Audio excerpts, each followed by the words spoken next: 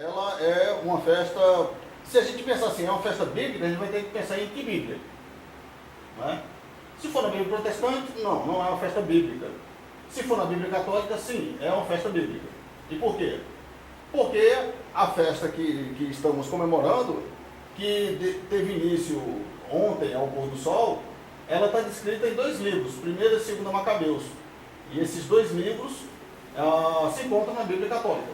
Né? Então, se eu não me engano, eu não sei como que é a sequência exata, mas eu acho que entre Malaquias e Mateus, na Bíblia protestante, vai ter, geralmente nas Bíblias tradicionais, vai ter uma tarjetinha assim, 400 anos de silêncio.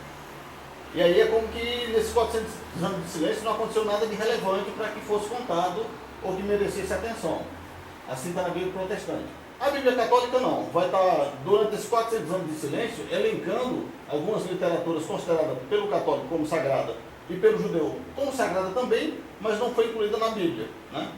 Na católica foi sim incluída na Bíblia, que consiste em 1º e 2º Macabeus, o livro de Judite, o livro de Eclesiástico, Sabedorias, Tobias, eu disse Judite? Ok, tudo bem, Judite. São 7 livros ao todo, né? Que tem na Bíblia católica. Desses 7 livros, 3 ocorrem no mesmo período, que é Judite, 1º e 2º Macabeus, e especificamente em 1º e 2º Macabeus, ocorreu justamente o milagre de Hanukkah. Quem aqui pode me contar um pedacinho da história? Um de cada vez.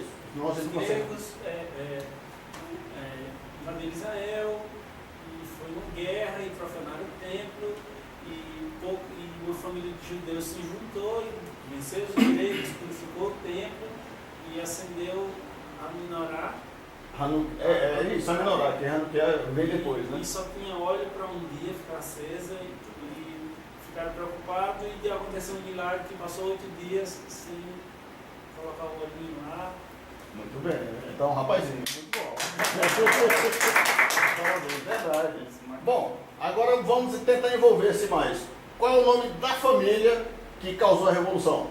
Os Macabeus, né? Macabeus, que foi liderado pelo Matatias, que era um sacerdote, né? Então Matatias, ele era fariseu e sacerdote. Muito bom, parabéns. E tinham 4 filhos, né?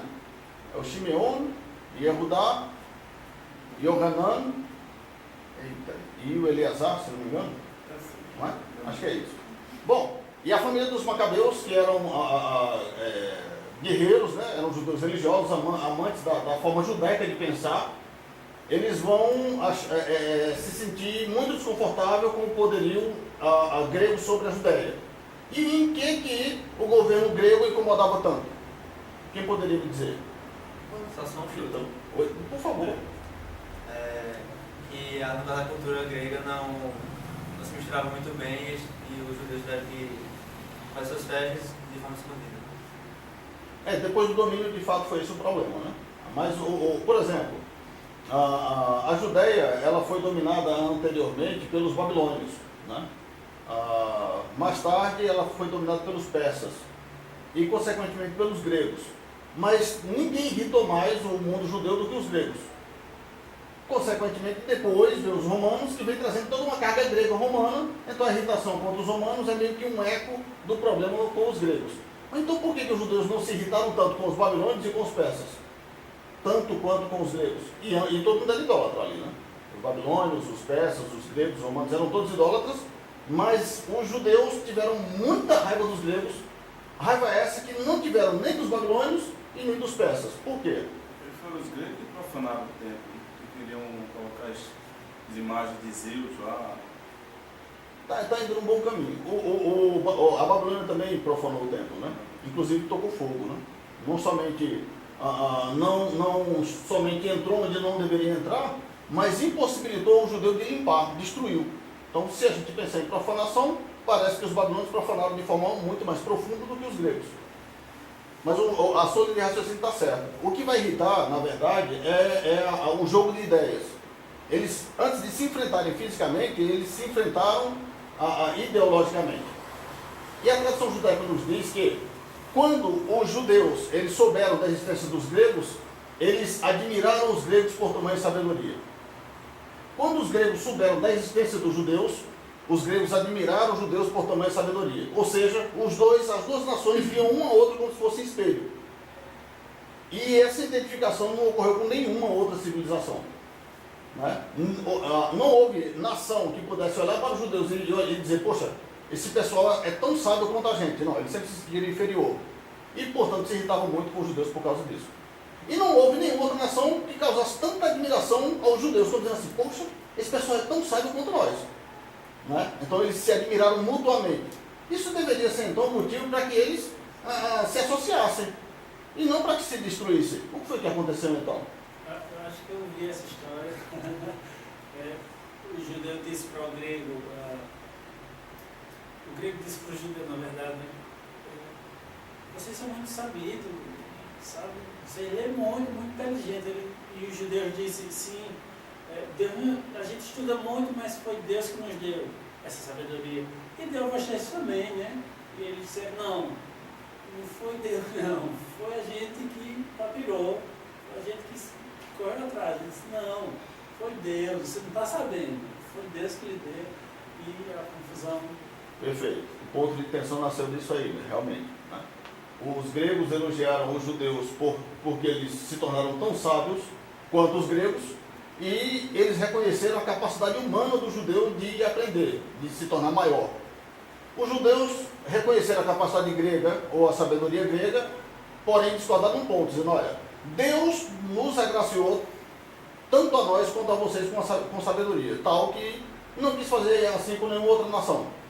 E os gregos disseram, não, de fato nós somos muito inteligentes e muito sábios, mas não foi Deus, não. É a capacidade humana, como o Emerson bem contou, e começa esse problema.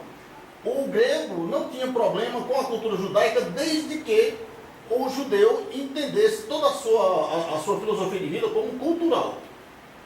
O judeu, por sua vez, tinha problema com a cultura grega pelo fato de que a cultura grega meio que desmerece a Deus. Toma Deus como um ponto de cultura. E não, Deus é uma pessoa. Deus é alguém presente. E presente mesmo para aqueles que insistem em não querer acreditar nele. Por exemplo, no Facebook esses dias eu vi uma tarjetinha muito legal, achei muito divertido. É um pai, um filho, né? E o filho muito jururu ali, meio cabisbaixo, e o pai diz assim, meu filho, veja, ou você é ateu, ou você fica chateado com Deus, não dá para fazer as duas coisas. Porque o menino achou que ser ateu é ficar chateado com Deus. Não, cara, ser ateu é não acreditar em Deus.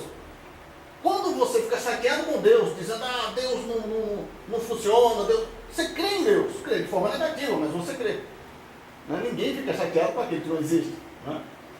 E nesse caso dos gregos, os gregos eles tinham uma forma de ateísmo muito mais elaborada, muito mais profunda. Eles ideologicamente contra-argumentavam a ideia judaica, mostrando a inexistência de Deus sem irritação. E isso fez com que o judeu assustasse. Falou, poxa, ninguém blasfemou tão profundamente quanto os gregos. Então os gregos, no período dos Macabeus, tinham as suas festividades na Grécia, porém era uma questão cultural. Isso já não movia mais o coração dos gregos. O que movia o coração dos gregos era a pura lógica. E aí começa o problema entre gregos e judeus, que se estende, e os gregos vão tentar procurar meios de estragar tudo aquilo que o judeu entende como sagrado, e os judeus vão se revoltar. Porém, esse atrito entre judeus e gregos não acaba sem cicatrizes. A Judéia acaba sendo dividida ideologicamente entre os judeus, que continuaram insistentemente pensando como judeus, e entre os judeus que acabaram sendo seduzidos ideologicamente a pensar como os gregos. Esses judeus que pensam como gregos são chamados até o dia de hoje como judeus helênicos, judeus de mentalidade grega. Não é? E dentre esses nomes, dentre esses judeus de mentalidade grega, alguns famosos se destacaram no mundo e adquiriram um valor universal, independente da religião. Paulo foi um deles, não é? O Lucas, o que escreveu o Evangelho, foi outro. Perfeito. Não é? Não, Gamaliel, ele fica na Judéia. Ele é um príncipe dentre os judeus. A gente vai ver isso.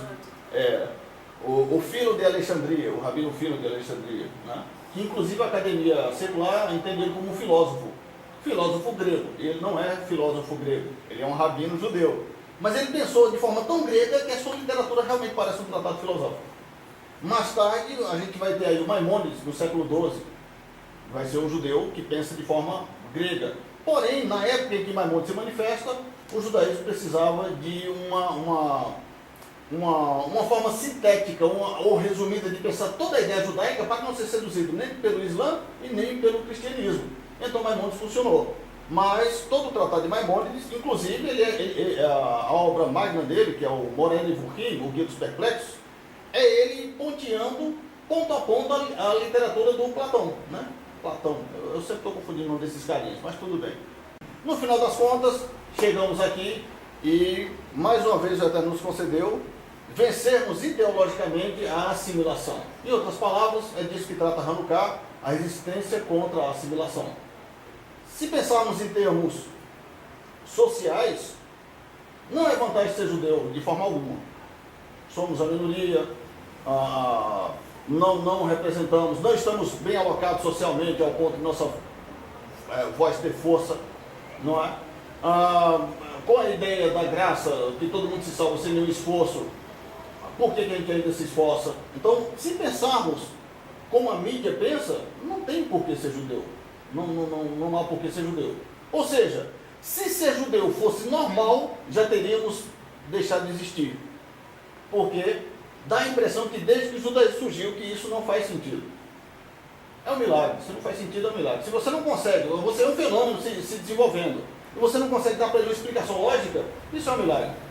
E esse milagre judeu, que socialmente parece meio que sem futuro, foi ele que sobreviveu ao Egito, que foi uma potência mundial, que desenvolveu-se, conquistou o mundo e caiu. Hoje nós temos ruínas no Egito, hoje não temos mais a língua egípcia, não temos mais a cultura egípcia, e o país hoje do Egito, na verdade, é muçulmano.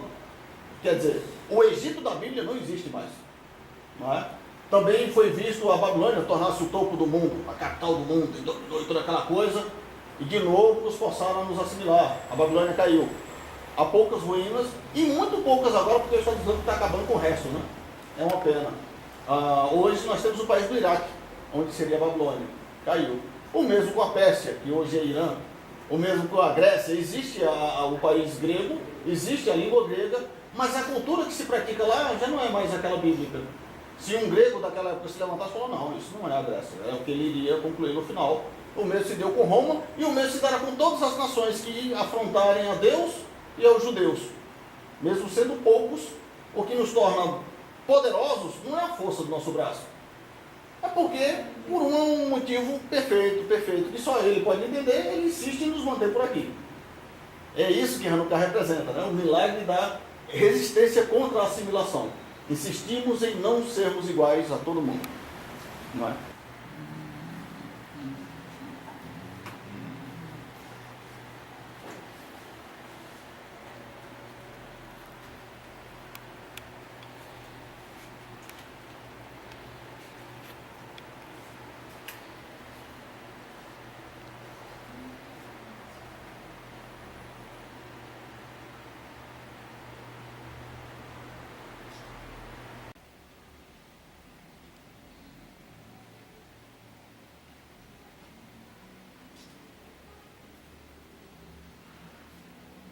Baruch atah Adonai, Baruch atah Adonai, Eloheinu melech haolam, Eloheinu melech haolam, asher kiddushanu, asher kiddushanu, bemitzvotav, bemitzvotav, vetzivanu, lehadlik, shel Hanukkah.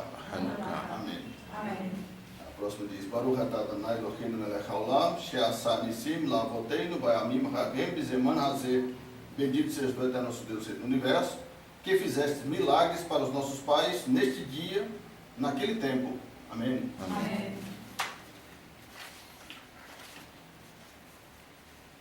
Baruch atah Adonai, Baruch atah Adonai, Eloheinu melech haolam, Eloheinu melech haolam, שהחיינו שהחיינו וקיימנו וקיימנו והגיענו והגיענו לזמן הזה. לזמן הזה. אמן.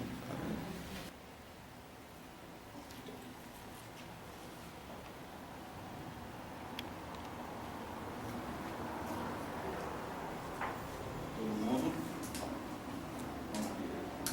Baruch atah Adonai, Baruch atah Adonai, Eloheinu melech haolam, Eloheinu melech haolam, Borei, Borei, Beri, Beri, Hagefen. Hagefen. Amém. Amém. Deve tomar.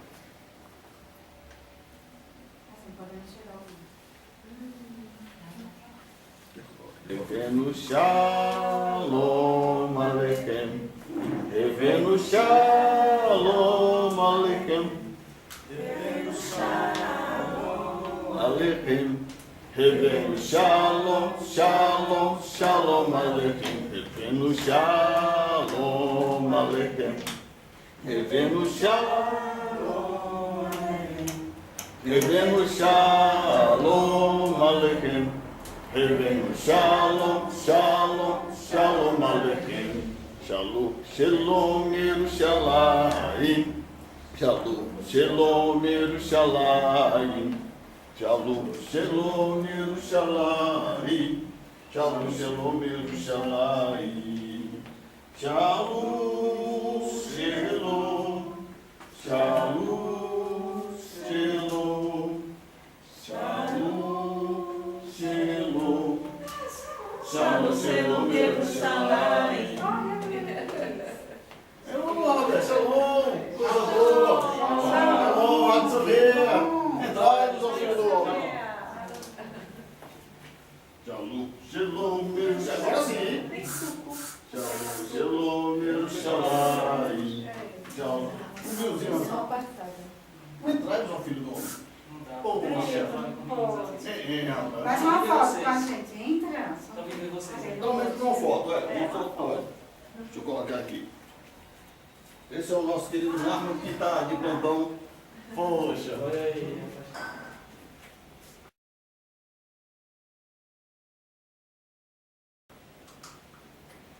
Vamos lá. Encostai-vos, encostai-vos. Vamos lá, vamos A querido gente vai Marlon. guardar a foto depois. Muito bem, deixa eu estar pegando todo mundo aqui. Pegou todo mundo. Do outro lado, ó.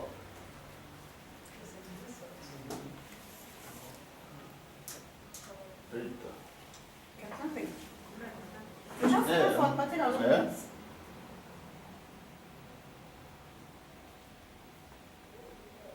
Pronto, está registrado. É isso aí. Agora, me chama. Deus abençoe, bom trabalho. Um abraço pro pessoal, viu? Tá certo. Olha, Luiz, mais um. Você, Shalom Bimromá. Essa aí tá Oi. próxima. Oi, Ase Shalom Aleinu. Ve'al Kol Israel. Ve'imru, Imru, Amém. Yase Shalom, Yase Shalom. Shalom Aleinu ve'al Kol Israel. Yase Shalom, Yase Shalom. Shalom Aleinu ve'al Kol Israel.